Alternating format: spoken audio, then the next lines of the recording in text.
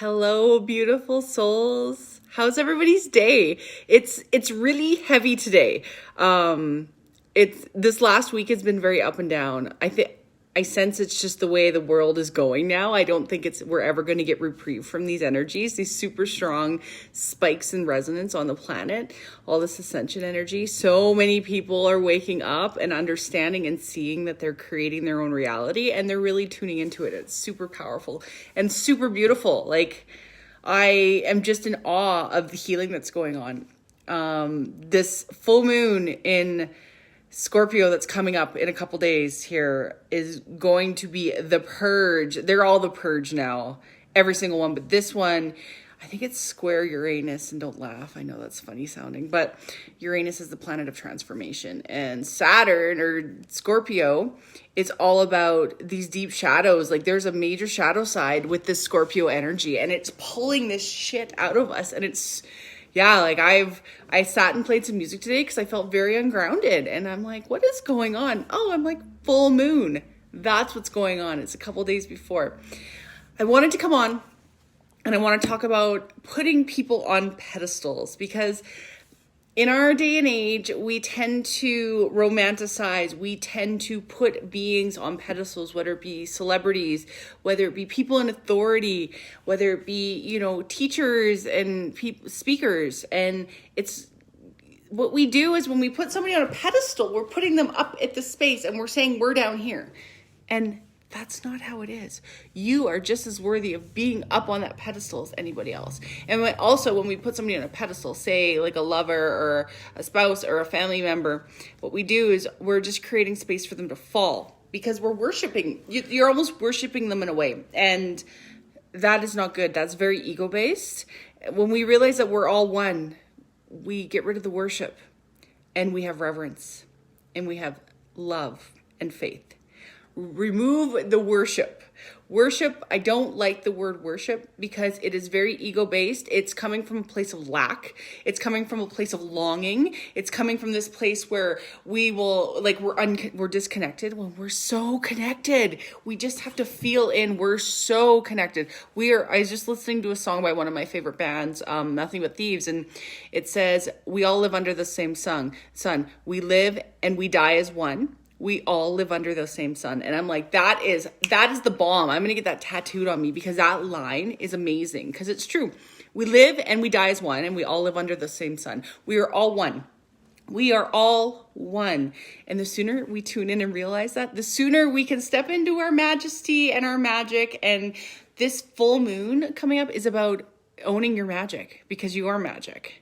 You are so magic. And I will keep telling you that, and I will tell everybody how magic they are. And magic, growing up for me, it was like a swear word. It was like the devil. And no, we're all magic. That's what Jesus was. Jesus was an ascended master who understood his energy and how to work with the energy of God and source and the all. And it's so powerful. As you step into it, you will master your energy, and you will see how magic you are. Magic.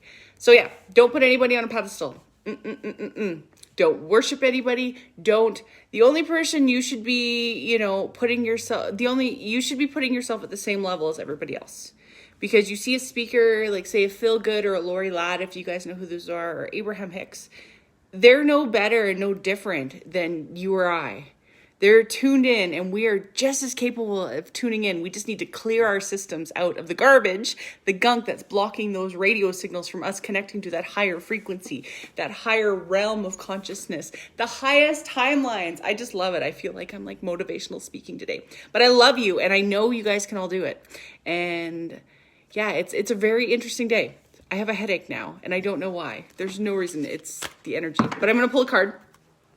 And then I'm going to go ground myself again and play some more music, because that's very grounding to me.